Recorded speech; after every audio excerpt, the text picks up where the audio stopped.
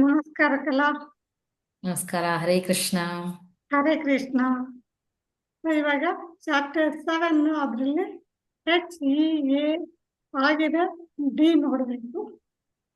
H and E ಮುಂಚೆನೆ ಹೇಳಿದ್ದೀನಿ.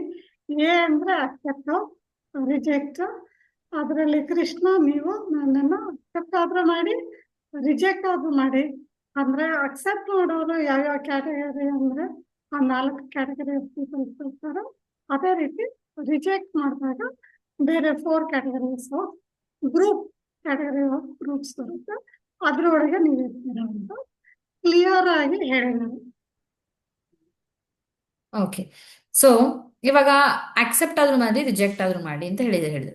ಆದ್ರೆ ಪ್ರಾಕ್ಟಿಕಲ್ ಆಗಿ ನೋಡಿದ್ರೆ ಇವಾಗ ಇರೋ ಟೈಮಲ್ಲಿ ನೀವು ಭಗವಂತ ಇದ್ದಾನೆ ಅಂತ ಅಕ್ಸೆಪ್ಟ್ ಮಾಡ್ಕೊಳ್ಳೋದೇ ದೊಡ್ಡ ವಿಷಯ. ಆಕ್ಚುಲಿ ನೋಡಕ್ ಹೋದ್ರೆ ಆಯ್ತಾ, ಎಷ್ಟೋ ಜನ ನಾವೇ ದೊಡ್ಡವರು ಅಂತ ಅನ್ಕೋತೀವಿ ಅಲ್ವಾ. ಸೊ ಅದರಲ್ಲಿ ಭಗವಂತ ಇದ್ದಾನೆ ಅಕ್ಸೆಪ್ಟ್ ಮಾಡ್ಕೊಳ್ಳೋದೇ ದೊಡ್ಡ ವಿಷಯ. ಅದರಲ್ಲಿ ಆ ಒಂದು ಅದೇ ಬರೀ ದೇವ್ರು ಇದ್ದಾನೆ ಅಂತ ಎಷ್ಟೋ ಜನ ಇದ್ದಾರೆ. ದೇವ್ರು ಇದ್ದಾನೆ ಅಂತ ಅಕ್ಸೆಪ್ಟ್ ಮಾಡ್ಕೋತೀವಿ ನಾವು ಅಂತಾರೆ. ಬಟ್ ದೇವ್ರು ಇದ್ದಾನೆ ಅಂತ ಅಕ್ಸೆಪ್ಟ್ ಮಾಡ್ಕೊಂಡ್ರೆ ಮಾತ್ರ ಸಾಕಾ ಅನ್ನೋದ್ರ ಬಗ್ಗೆ ಇಲ್ಲಿ ಮಾತಾಡ್ತಾ ಇದ್ದೀವಿ ನಾವು. ಅಂದ್ರೆ ಅಂದ್ರೆ ಆ ಯಾಕೆಂದ್ರೆ ಅದು ಮಾತ್ರ ಸಾಕಾಗೋದಿಲ್ಲ. ಯಾಕೆಂದ್ರೆ ಒಬ್ರಿಗೆ ನಾವು ಕರೆಕ್ಟ್ ಆದ ಒಂದು ಅಂಡರ್ಸ್ಟ್ಯಾಂಡಿಂಗ್ ನಮಗೆ ಗೊತ್ತಾಗಬೇಕು. ಭಗವಂತ ಅಂದ್ರೆ ಯಾರು, ಏನು, ಎತ್ತ, ಅವನ ಅಡ್ರೆಸ್ ಏನು, ಅವನು ಹೇಗೆ ಬಿಹೇವ್ ಮಾಡ್ತಾನೆ, ಹೆಂಗಿದ್ದಾನೆ, ಏನು ಎಲ್ಲ ತಿಳ್ಕೊಬೇಕು. ಇಲ್ಲಾಂದ್ರೆ ಅದೇನು ಪಾಯಿಂಟ್ ಇಲ್ಲ. ಅಂದ್ರೆ ಇವಾಗ ನಾವು ಸ್ಪಿರಿಚುವಾಲಿಟಿ ಶುರು ಮಾಡ್ಕೊಂಡಾಗ ಎಷ್ಟು ಜನ ಭಗವಂತ ಇದ್ದಾನೆ ಅಂತ ಹೇಳ್ಬೋದು, ಅವರೆಲ್ಲ ಸ್ಪಿರಿಚುವಲ್ ಅಲ್ಲ. ಯಾಕೆಂದ್ರೆ ಅವ್ರು ಬಂದು ಜಸ್ಟ್ ಓಕೆ ಭಗವಂತ ಇದ್ದಾನೆ ಒಪ್ಕೊಂಡಿದ್ದಾರೆ ಅಷ್ಟೇನೆ. ಬಟ್ ನಾವು ಸ್ಪಿರಿಚುವಾಲಿಟಿಯಲ್ಲಿ ಸಾಧಕರಾದ್ಮೇಲೆ ನಾವು ಕ್ಲಿಯರ್ ಆಗಿ ತಿಳ್ಕೊಬೇಕು. ಒಬ್ಬ ನಾನು ಡಾಕ್ಟರ್ ಆಗ್ಬೇಕು ಅಂತ ಅನ್ಕೊಳ್ಳೋದು ಬೇರೆ. ಡಾಕ್ಟರ್ ಆಗ್ಬೇಕು ಅಂದ್ರೆ ಹಾಗೆ ಓಕೆ ಈ ಈ ಹೊ- ಈ ಈ ಒಂದು ಕಾಲೇಜ್ಗೆ ಹೋಗ್ಬೇಕು, ಕಲಿಬೇಕು. ಆ ಬಾಡಿಯಲ್ಲಿ ಈ ತರ ಪಾರ್ಟ್ಸ್ ಇದೆ, ಈ ತರ ಇದಿದೆ, ಡೀಟೇಲ್ಸ್ ಎಲ್ಲ ಕಲಿಬೇಕು. ಇಲ್ಲಾಂದ್ರೆ ಅವನು ಡಾಕ್ಟರ್ ಆಗಕ್ಕೆ ಸಾಧ್ಯ ಇಲ್ಲ. ಹಾಗೇನೆ ನಾವು ಭಗವಂತ ಇದ್ದಾನೆ ಅಂತ ತಿಳ್ಕೊಂಡಿದ ತಕ್ಷಣ ನಮ್ಗೆ ಮೋಕ್ಷಕ್ಕೆ ನಮಗೆ ದಾರಿ ಬರೋದಿಲ್ಲ. ನಮಗೆ ವಿ ಆರ್ ನಾಟ್ ಎಲಿಜಿಬಲ್. ನಾವು ಅದನ್ನೆಲ್ಲ ಕರೆಕ್ಟ್ ಆಗಿ ಡೀಟೇಲ್ ಆಗಿ ತಿಳ್ಕೋಬೇಕು. ಹ್ಮ್ ಈ ಡೀಟೇಲ್ ಆಗಿ ತಿಳ್ಕೊಳ್ಳೋದು ಎಷ್ಟು ಮುಖ್ಯ ಅಂದ್ರೆ, ಇವಾಗ ನಾವು ಡಾಕ್ಟರ್ ಆಗುವಾಗ ಎಲ್ಲ ಡೀಟೇಲ್ಸ್ ತಿಳ್ಕೊಳ್ದೇ ಇದ್ರೆ ಏನಾಗುತ್ತೆ, ಅವನು ಒಳ್ಳೆ ಡಾಕ್ಟರ್ ಆಗಲ್ಲ. It is a matter of life and death. ಅದೇ ತರ ನಾವು ಒಂದು ಸಾಧಕರಾದ್ಮೇಲೆ ನಾವು ಎಲ್ಲ ಕ್ಲಿಯರ್ ಆಗಿ ತಿಳ್ಕೊಳ್ದೇ ಇದ್ರೆ ನಮ್ಮ ನಮ್ಮ ಒಂದು ಸ್ಪಿರಿಚುವಲ್ ಜರ್ನಿ ಏನಿದೆಯೋ, ಆಧ್ಯಾತ್ಮಿಕ ಒಂದು ಏನು ಯಾತ್ರೆ ಇದೆಯೋ, ಅದು ಕೂಡ it's a matter of life and death. ತುಂಬಾ ಮುಖ್ಯವಾದ ವಿಷಯ. ಆ ತುಂಬಾ ಮುಖ್ಯವಾದ ವಿಷಯದಲ್ಲಿ ನಾವೆಲ್ಲದನ್ನ ಕ್ಲಿಯರ್ ಆಗಿ ಡೀಟೇಲ್ ಆಗಿ ತಿಳ್ಕೋಬೇಕು. ಹ್ಮ್ ಆ ಅಂದ್ರೆ ಭಗವಂತನ ನೇಚರ್ ಏನು, ಅವನ ಪರ್ಸನಾಲಿಟಿ ಏನು, ಆ, ಅದನ್ನ ಈ ಜಾಗದಲ್ಲಿ ಈ ಒಂದು ವಿಷಯದಲ್ಲಿ ಕೃಷ್ಣ ಕ್ಲಿಯರ್ ಆಗಿ ಎಕ್ಸ್ಪ್ಲೈನ್ ಮಾಡ್ತಾರೆ. ಏನು ಅಂದ್ರೆ ಆ ಯಾರ್ಯಾರಿಗೆ ಈ ಒಂದು ಭೌತಿಕ ಆಸೆಗಳಿರುತ್ತೋ ಅಂಥವ್ರು ಏನ್ ಮಾಡ್ತಾರೆ, ಅವರು ಡೆಮಿ ಗಾಡ್ಸ್ ಅನ್ನೋರಿಗೆ ಸರೆಂಡರ್ ಆಗ್ತಾರೆ. ಕೃಷ್ಣ ಅನ್ನೋ ಪರಮಾತ್ಮನಿಗೆ ಸರೆಂಡರ್ ಆಗೋದಿಲ್ಲ. ಅಂದ್ರೆ ಏನರ್ಥ? First of all let me explain what is demigod. Demi ಅಂದ್ರೆ ಹೇಗೆ ಸಬಾರ್ಡಿನೇಟ್. ಇವಾಗ ಒಂದು ಪ್ರೆಸಿಡೆಂಟ್ ಇರ್ತಾರೆ. ಪ್ರೆಸಿಡೆಂಟ್ಗೆ ಕೆಳಗಡೆ ಒಂದು ಅಡ್ಮಿನಿಸ್ಟ್ರೇಟಿವ್ ಆಫೀಸರ್ಸ್ ಇರ್ತಾರೆ. ಅವ್ರಿಗೆ ಕೆಳಗಡೆ ಒಂದು ಪಂಚಾಯತ್ ಆಫೀಸರ್ಸ್ ಇರ್ತಾರೆ. ಆಮೇಲೆ ಅಲ್ವಾ, ಅವೆಲ್ಲ ಅದರ ಇಟ್ ವಿಲ್ ಕಮ್ ಡೌನ್ ಅಲ್ಲ. ಸೊ ಆ ತರ ಒಂದು ಏನಿದೆ ಸ್ಟ್ರಕ್ಚರ್, ಅದಕ್ಕೆ that is called demigods ಅಲ್ವಾ. ಆಯ್ತಾ, ಅಂದ್ರೆ ಏನ್ ಇವಾಗ they are empowered by the lord for certain activity, certain portion of things ಅಂತ. ಹೇಗೆ ಸರ್ಟನ್ ಮಕ್ಕಳಿಗೆ ಪೋರ್ಷನ್. ಸ್ಕೂಲಲ್ಲಿ ಬೆಂಚ್ ಲೀಡರ್, ಕ್ಲಾಸ್ ಲೀಡರ್ ಇರ್ತಾರೋ ಹಾ, ಹಾಗೆ ಇವರು ನಮಗೆ ಒಂದು ಕುಲದೇವತೆ. ಕುಲದೇವತೆ ಆಗಿರಬಹುದು. ಆ ಸೊ ಈ ಕುಲಕ್ಕೆ ಅಂತ ಒಂದು ದೇವತೆ ಆಗಿರಬಹುದು, ಅಥವಾ ಅಥವಾ ಏನು, ಈ ಒಂದು ಇಂದ್ರಿಯಕ್ಕೆ, ಈ ಒಂದು ಸೆನ್ಸ್ ಆರ್ಗನ್ಗೆ ಒಂದು ದೇವತೆ ಅಂತ ಇರಬಹುದು. ಅಥವಾ ಈ ಏನ್ ಹೇಳ್ತೀವಿ, ಭೂಮಿಗೆ ಭೂದೇವಿ ಅಂತ ಹೇಳ್ತೀವಿ, ಮಳೆಗೆ ಇಂದ್ರ ಅಂತ ಹೇಳ್ತೀವಿ ಅಲ್ವಾ, ನೀರಿಗೆ ವರುಣ ಅಂತ ಹೇಳ್ತೀವಿ ಅಲ್ವಾ, ಗಾಳಿಗೆ ವಾಯು ದೇವತೆ ಅಂತ ಹೇಳ್ತೀವಿ, ಸೂರ್ಯ ದೇವತೆ ಅಂತ ಹೇಳ್ತೀವಿ. ಇವರೆಲ್ಲರೂ ಬಂದು ದೇವತೆಗಳು. They are empowered. They are given that position. They are given that power to control that aspect of the universe okay. by the Lord. ಅವರನ್ನ ಚಿಕ್ಕದಾಗಿ ಅನ್ಕೊಳ್ಳೋ ಹಾಗಿಲ್ಲ ನಾವು, ಕನ್ಫರ್ಮ್ ಆಗಿ. ಆಯ್ತಾ. ನಾವು ಜಸ್ಟ್ ಬಿಕಾಸ್ ನಾವು ಬಂದು ಓಕೆ ಭಗವಂತನ ಭಕ್ತಿ ಮಾಡ್ತೀವಿ ಅಂದ ತಕ್ಷಣ ನಾನು ವರುಣನ ಕನ್ಸಿಡರ್ ಮಾಡಲ್ಲ, ನಾನು ಇಂದ್ರನ ಕನ್ಸಿಡರ್ ಹಂಗೆಲ್ಲ ಮಾಡೋಕ್ಕಾಗಲ್ಲ. ಹಂಗೆಲ್ಲ ಮಾಡಬಾರ್ದು. ಇಟ್ಸ್ ಲೈಕ್ ನಾನು ಪ್ರೆಸಿಡೆಂಟ್ಗೆ ದೋಸ್ತು, ನಾನು ಇಲ್ಲಿರೋ MLA ನಾನು ಗೌರವ ಕೊಡಲ್ಲ ಅಂದ್ರೆ ಆಗತ್ತಾ? ಹಂಗಾಗಲ್ಲ. ನಾನು ಪ್ರೆಸಿಡೆಂಟ್ಗೆ ದೋಸ್ತಾಗಿರ್ಬೋದು, ಬಟ್ MLA ಕೊಡ್ಬೇಕಾದ ಗೌರವ ನಾನು ಕೊಡ್ಬೇಕು. ಸೊ ಹಾಗಾಗುತ್ತೆ first of all. So Krishna ಏನ್ ಹೇಳ್ತಾರೆ, ಯಾರಿಗೆ ಮೆಟೀರಿಯಲ್ ಡಿಸೈರ್ಸ್ ಇರುತ್ತೋ, ಭೌತಿಕ ಆಸೆಗಳಿರುತ್ತೋ, ಅವರು ಆ ಪರ್ಟಿಕ್ಯುಲರ್ ದೇವತೆಗೆ ಶರಣಾಗ್ತಾರೆ. ಹ್ಮ್ ಅಲ್ಲಿ ಆ ಪರ್ಟಿಕ್ಯುಲರ್ ದೇವತೆಗೆ ಶರಣಾಗಿ ಅದರ ಪ್ರಕಾರ ಅವ್ರ ಪ್ರಕಾರವಾದ ರೂಲ್ಸ್ ರೆಗ್ಯುಲೇಷನ್ಸ್ ಫಾಲೋ ಮಾಡಿ ಅವ್ರನ್ನ ಪೂಜಿಸ್ತಾರೆ. ಪೂಜೆ ಮಾಡಿ ಅದ್ರ ಏನ್ ಫಲ ಇದೆಯೋ ಅದ್ರ ಪಡೀತಾರೆ. ಆಯ್ತಾ? ಅದಕ್ಕೆ ನೋಡಿದ್ರೆ ನೀವು ಎಷ್ಟೋ ಜನ ಅನ್ಕೋದು ಹನುಮಾನ್ಗೆ ಇದೇ ಇಡಬೇಕು ಅಂತಾರೆ, ಇದಿಡ್ಬೇಕು ಅಂತಾರೆ. ಶಿವನಿಗೆ ಭಸ್ಮಾನ ಇಡಬೇಕು ಅಂತೀವಿ, ಹನುಮಾನಿಗೆ ಸಿಂಧೂರ ಇಡಬೇಕು ಅಂತೀವಿ, ಭಸ್ಮ ಇಡಬೇಕು ಅಂತೀವಿ, ಇಲ್ಲಿ ಬಿಲ್ವ ಇಡಬೇಕು ಅಂತೀವಿ, ತುಳಸಿ ಇಡಬೇಕು ಅಂತೀವಿ, ಇದು ಹೂವು ಇಡಬೇಕು, ಅದು ಹೂವು. ಡಿಫ್ರೆಂಟ್ ಡಿಫ್ರೆಂಟ್ ಡಿಫ್ರೆಂಟ್ ಏನಕ್ಕೆ ಇರುತ್ತೆ ಅಂದ್ರೆ ಡಿಫ್ರೆಂಟ್ ಡಿಫ್ರೆಂಟ್ ದೇವತೆಗಳಿಗೆ ಅವ್ರದ್ದೇ ಆದ ಒಂದು ರೂಲ್ಸ್ ರೆಗ್ಯುಲೇಷನ್ಸ್ ಇರುತ್ತೆ. ಅದನ್ನ ಫಾಲೋ ಮಾಡಿದ್ರೆ ಅವ್ರಿಗೆ ಅದ್ ತಕ್ಕಂಗೆ ಅವ್ರಿಗೆ ಸೇರುತ್ತೆ, ಅವ್ರು ನನಗೆ ವಾಪಸ್ ರೆಸಿಪ್ರೊಕೇಟ್ ಮಾಡ್ತಾರೆ. ಅದು important.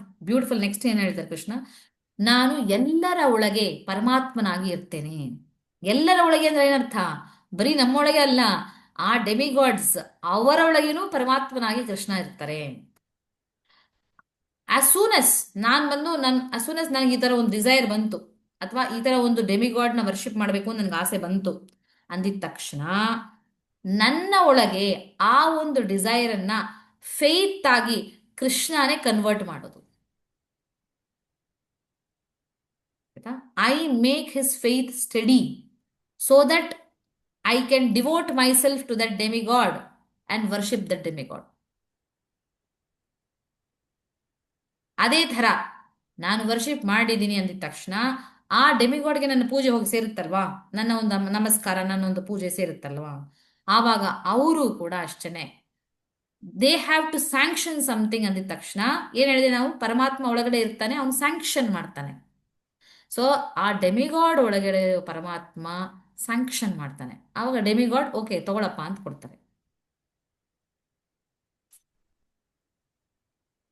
This is how the process work ಆಗೋದು. ಆ ಒಂದು ನಂಬಿಕೆ, ಆ ಒಂದು ಫೇತ್ ಇಟ್ಕೊಂಡು ನಾವು ಆ ಪರ್ಟಿಕ್ಯುಲರ್ ಡೆಮಿಗಾಡ್ನ ಕೇಳ್ತೀವಿ, ಆಸೆಗಳನ್ನ ಕೇಳ್ತೀವಿ, ನಾವು ಪೂಜೆಗಳನ್ನ ಮಾಡ್ತೀವಿ. ಆಮೇಲೆ ಆಸೆಗಳು ನಮ್ಗೆ ಏನಿದೆಯೋ, ಇಚ್ಛೆಗಳಿದೆಯೋ ಅದೆಲ್ಲ ಈಡೇರುತ್ತೆ. ಇವಾಗ ಕೃಷ್ಣ ಕ್ಲಿಯರ್ ಆಗಿ ಹೇಳ್ತಾರೆ, ಮೆನ್ ಆಫ್ ಸ್ಮಾಲ್ ಇಂಟೆಲಿಜೆನ್ಸ್, ಅಂದ್ರೆ ಅವ್ರ ಇಂಟೆಲಿಜೆನ್ಸ್ ಕಡಿಮೆ, ಅಂಥವ್ರು ಡೆಮಿಗಾಡ್ಸ್ನ ವರ್ಷಿಪ್ ಮಾಡ್ತಾರೆ. ಅವ್ರಿಗೆ ಸಿಗೋ ಏನ್ ಫ್ರೂಟ್ಸ್ ಇದೆಯೋ, ಅದೇನು ಫಲ ಇದೆಯೋ ಅದು ಕೂಡ ತುಂಬಾ ಲಿಮಿಟೆಡ್, ಆಮೇಲೆ ಟೆಂಪರರಿ. ಡೆಮಿಗಾಡ್ನ ಪೂಜೆ ಮಾಡೋದು ತಪ್ಪು ಅಂತ ಹೇಳ್ತಾ ಇಲ್ಲ ಕೃಷ್ಣ ಇಲ್ಲಿ, ಅಥವಾ ಅದು ಕಡಿಮೆ ಅಂತ ಹೇಳ್ತಾ ಇಲ್ಲ. ಜಸ್ಟ್ ಏನ್ ಹೇಳ್ತಿದ್ರೆ ಅದು ಇಂಟೆಲಿಜೆಂಟ್ ಎನಫ್ ಅಲ್ಲ. ಯಾಕೆ ಅಂದ್ರೆ ಆ ತರ ಒಂದು ಪೂಜೆಯಿಂದ ಬರೋ ಏನು ಫಲ ಇದೆಯೋ ಅದು ಟೆಂಪ್ರರಿ ಅಂದ್ರೆ ಏನರ್ಥ, ನನಗೆ ಇವಾಗ ಒಂದು ಮನೆ ಬೇಕು ಅಂತ ಅನ್ಕೋತೀನಿ, ಆಯ್ತಾ? ನಾನು ಅದಕ್ಕೊಂದು ದೇವತೆನ ಹೋಗಿ ಪೂಜೆ ಮಾಡ್ತೀನಿ ಅಂತ ಇಟ್ಕೊಳ್ಳಿ, ಮನೆ ಸಿಕ್ಕುತ್ತೆ, ಏನ್ ತಪ್ಪೇನಿಲ್ಲ. ಬಟ್ ಯೋಚನೆ ಮಾಡಿ, ನಾವು ಆತ್ಮ, ನಮ್ಮ ನಮ್ಮ ಒಂದು ಆಯುಷ್ಯ ಏನು? ಎಟರ್ನಲ್. ನಮಗೆ ಮನೆ ಅನ್ನೋದು ಎಷ್ಟು ಕಾಲದವರೆಗೂ ಇರುತ್ತೆ? ಸ್ವಲ್ಪ ಕಾಲದವರೆಗೂ ಇರುತ್ತೆ. ಆ ಒಂದು ಏನು ದೇವತೆಗೆ ಪೂಜೆ ಮಾಡಿ ನಾವು ಪಡೆದು ಆ ಫಲ, ಆ ಮನೆ ಅನ್ನೋದು, ದಟ್ ಇಸ್ ಟೆಂಪರರಿ ಅಲ್ವಾ? ಅದು ತುಂಬಾ ಕಡಿಮೆ ಕಾಲಕ್ಕೆ ಇರುತ್ತೆ, ಅದು ಲಿಮಿಟೆಡ್. ತಪ್ಪು ಅಂತಲ್ಲ, ಬಟ್ ಇಟ್ ಇಸ್ ಲಿಮಿಟೆಡ್. ಈ ಮೋರ್ ಇಂಟೆಲಿಜೆಂಟ್ ಥಿಂಗ್ ಏನು, ನನಗೆ ಎಟರ್ನಲ್ ಆಗಿ ತುಂಬಾ ಲಾಂಗ್ ಡ್ಯೂರೇಷನ್ಗೆ ನನಗೆ ಏನು ಸಿಗಬೇಕು ಆ ಬೆನಿಫಿಟ್ನ ಪಡಿಬೇಕು ಅಂತ ಹೋದೆ, ಅದು ಇಂಟೆಲಿಜೆಂಟ್ ವಿಷಯ ಅಲ್ವಾ?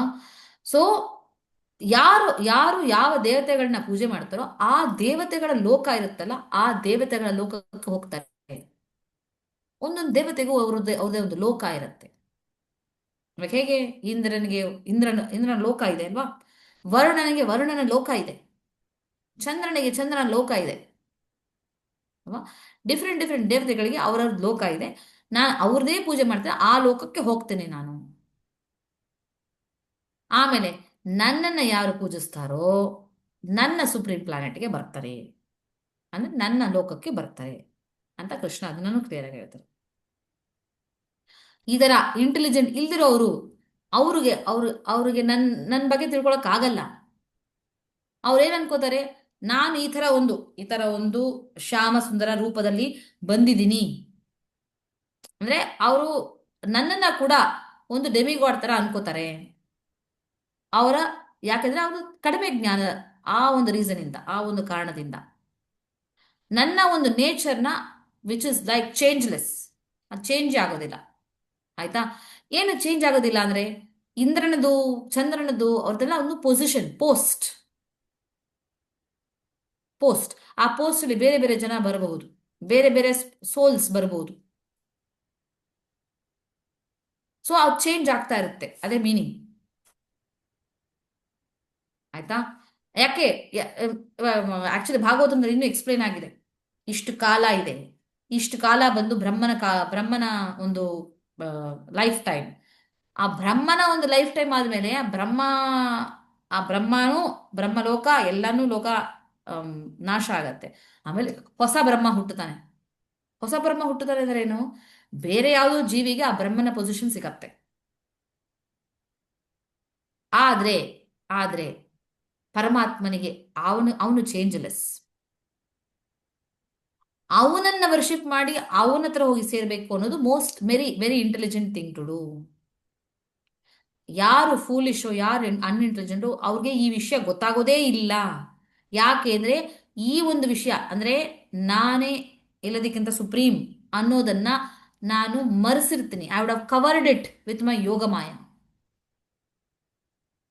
ಎಲ್ಲ ಜಗತ್ತಲ್ಲಿರೋ ಎಲ್ಲರಿಗೂ, ಮೋಸ್ಟ್ ಆಫ್ ದ ಜನರಿಗೆ ಅವರು ಎಲ್ಲರೂ ದಿಗ್ಭ್ರಮೆಯಲ್ಲಿರ್ತಾರೆ. ಯಾರಿಗೂ ನಾನು ಗೊತ್ತಾಗೋದಿಲ್ಲ, ನನಗೆ ಹುಟ್ಟೇ ಇಲ್ಲ ಅನ್ನೋದು ಎಷ್ಟೋ ಜನರಿಗೆ, ಮೋಸ್ಟ್ ಆಫ್ ಜನಕ್ಕೆ ಗೊತ್ತಾಗೋದಿಲ್ಲ. ಅದನ್ನ ನಾನು ಮರೆಸಿಟ್ಟಿರ್ತೀನಿ, ಔಟ್ ಆಫ್ ಕವರ್ಡ್ ಇಟ್. ಆದ್ರೆ ಅರ್ಜುನ, ನನಗೆ ಮುಂಚೆ ಏನಾಗಿತ್ತೋ ಅದು ಎಲ್ಲ ಗೊತ್ತು. ಮುಂಚೆ ಏನೇನು ಆಗ್ತಾ ಇದೆಯೋ ಅದು ನನಗೂ ಗೊತ್ತು. ಮುಂದೆ ಏನು ಆಗಕ್ಕಿದೆಯೋ ಅದೆಲ್ಲವೂ ನನಗೆ ಗೊತ್ತು. ಎಲ್ಲ ಜೀವಿಗಳ ಬಗ್ಗೆ ಎಲ್ಲ ವಿಷಯ ನನಗೆ ಗೊತ್ತು. ಅದು ನನ್ನ ಬಗ್ಗೆ ಯಾರಿಗೂ ಗೊತ್ತಿಲ್ಲ. ಎಲ್ಲ ಜೀವಿಗಳು ದಿಗ್ಭ್ರಮೆಯಲ್ಲೇ ಹುಟ್ಟುತ್ತಾರೆ. ಓಕೆ. ಆಮೇಲೆ ಅವ್ರ ಆಸೆ ಮತ್ತೆ ದ್ವೇಷ, ಈ ಎರಡರ ಮಧ್ಯೆ ಅವರು ಹೋರಾಡ್ತಾ ಇರ್ತಾರೆ ಎಲ್ಲ ಜೀವಿಗಳಿಗೂ. ಅಂತಹ ಜೀವಿಗಳಿಗೆ ಯಾರಿಗೂ ನನ್ನ ಬಗ್ಗೆ ಏನು ತಿಳ್ಕೊಳಕ್ಕಾಗಲ್ಲ. ಓಕೆ. ಯಾರು ಯಾವ ಜೀವಿಗಳ ಪ್ರೀವಿಯಸ್ ಎಲ್ಲ ಜನ್ಮಗಳಲ್ಲಿ ಏನೇನು ತಪ್ಪುಗಳು, ಏನೇನು ಅದೆಲ್ಲ ಸರಿ ಹೋಗಿತ್ತೋ ಅವೆಲ್ಲ ಕಂಪ್ಲೀಟ್ ಆಗಿ ನಾಶ ಆಗಿರುತ್ತೋ, ಅವ್ರು ಮಾಡಿರೋ ಪಾಪಗಳೆಲ್ಲ ನಾಶ ಆಗಿರುತ್ತೋ, ಯಾರು ದಿಗ್ಭ್ರಮೆಯಲ್ಲಿ ಇರಲ್ವೋ ಅಂಥವ್ರು ಮಾತ್ರನೇ ನನ್ನ ಸೇವೆಯಲ್ಲಿ ತೊಡಗುತ್ತಾರೆ. ಎಲ್ಲರಿಗೂ ನನ್ನ ಭಕ್ತಿ ಸೇವೆ ಸಿಕ್ಬಿಡಲ್ಲ. ಯಾರ ಪಾಪಗಳೆಲ್ಲ ಆಲ್ರೆಡಿ ನಾಶ ಆಗಿದೆಯೋ, ಯಾರು ಭ್ರಮೆಯಿಂದ ಸ್ವಲ್ಪ ಹೊರಗೆ ಬಂದಿದಾರೋ ಅಂಥವ್ರು ಮಾತ್ರ ನನ್ನ ಭಕ್ತಿ ಸೇವೆಯಲ್ಲಿ ಸ್ಟಾರ್ಟ್ ಆದ್ರೂ ಮಾಡಕ್ಕಾಗತ್ತೆ. ಅವರು ಇಲ್ಲ ಸ್ಟಾರ್ಟ್ ಕೂಡ ಮಾಡಕ್ಕಾಗಲ್ಲ ಅಂಥವ್ರು. ಓಕೆ. ಆ ಥರ ನನ್ನ ಸೇವೆಯಲ್ಲಿ ತೊಡಗಿದವರು ಇಂಟೆಲಿಜೆಂಟ್ ಅಂತ ಜನ, ಅವರು ಈ ಚಿಕ್ಕ ಚಿಕ್ಕ ವಿಷಯಗಳಲ್ಲ, ಈ ಏನಿದೆ ಜರ ಮೃತ್ಯು, ಓಲ್ಡ್ ಏಜು, ಡೆತ್ತು, ಇದನ್ನ ಮೀರಿ ಬರೋದಕ್ಕೋಸ್ಕರ ನನ್ನಲ್ಲಿ ಶರಣಾಗಿರ್ತಾರೆ. ಅಂದ್ರೆ ಕೃಷ್ಣ ಕ್ಲಿಯರ್ ಆಗಿ ಹೇಳ್ತಿದ್ದಾರೆ ಯಾವ್ಯಾವ್ದು ಚಿಕ್ಕ ಚಿಕ್ಕ ಆಸೆಗಳು, ಯಾವ ತರಹದ ಆಸೆ ಇಟ್ಕೋಬೇಕು ನಾವು ಅಂತ. ಈ ಏನು ಜನ್ಮ ಮೃತ್ಯು ಜರ ವ್ಯಾಧಿ, ಈ 4ರಿಂದ ಮೀರಿ ಬರೋದನ್ನ ನಮ್ಮ ಗೋಲ್ ಆಗಿ ಇಟ್ಕೋಬೇಕು. ಅದು ನಮ್ಮ ಒಂದು ಡಿಸೈರ್ ಆಗಿ ಇಟ್ಕೋಬೇಕು. ಹಾಗೆ ಸೊ ಎಲ್ಲ ಈ ಡೆಮಿಗಾಡ್ಸ್ಗೆಲ್ಲ ಅದೇನು ಗವರ್ನಿಂಗ್ ಪ್ರಿನ್ಸಿಪಲ್ ಏನೋ ಲೈಕ್ ಬೇಸ್ ಏನಿದೆಯೋ, ಆ ರೂಲ್ಸ್ ಆ ಸಿಸ್ಟಮ್ ಅದೆಲ್ಲ ಸೆಟಪ್ ಮಾಡಿರೋದು ನಾನು. ಹಾಗೇನೆ ಯಾರು ಇದನ್ನೆಲ್ಲ ತಿಳ್ಕೊಂಡವನು at the time of death ನನ್ನ ಬಗ್ಗೆ ಧ್ಯಾನ ಮಾಡಿದಾಗ ನನ್ನ ಹತ್ರ ಬರ್ತಾನೆ ಅಂತ ಹೇಳಿ ಕೃಷ್ಣ ಹೇಳ್ತಾರೆ.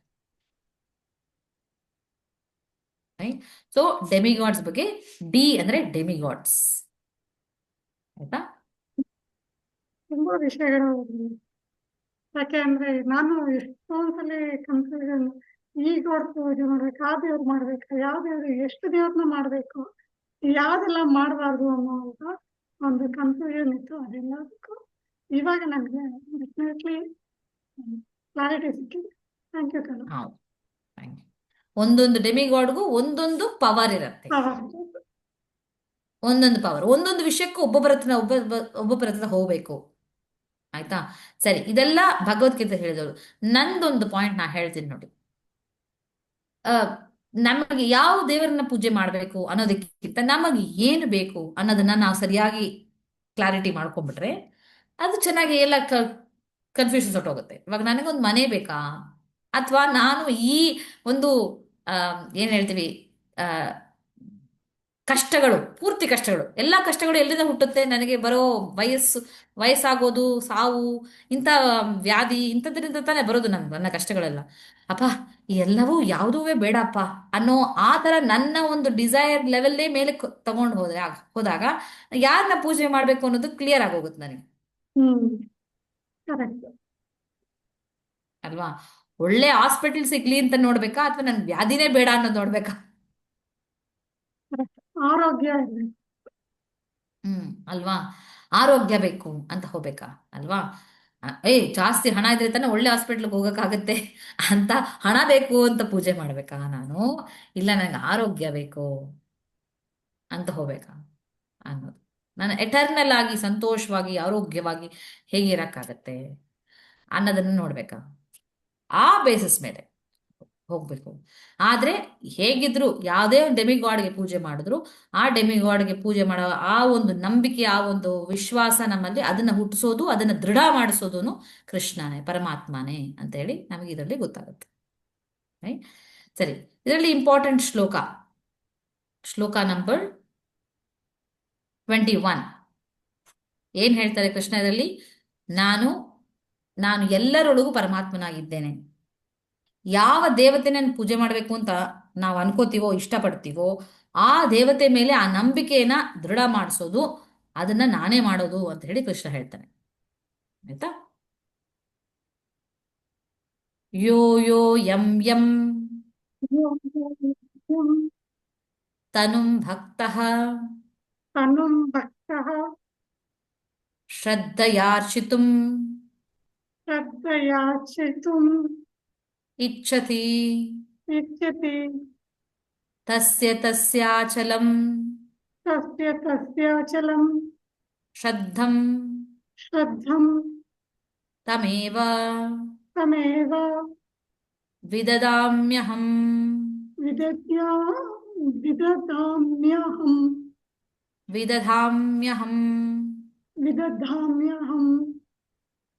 ಯೋ ಯೋ ಯಂ ಯಂ ತನುಂ ಭಕ್ತಃ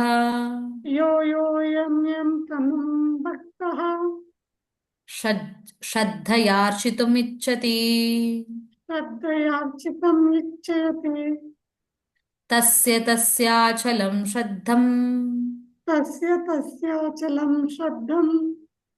ತಮೇವ ವಿದದಾಮ್ಯಹಂ.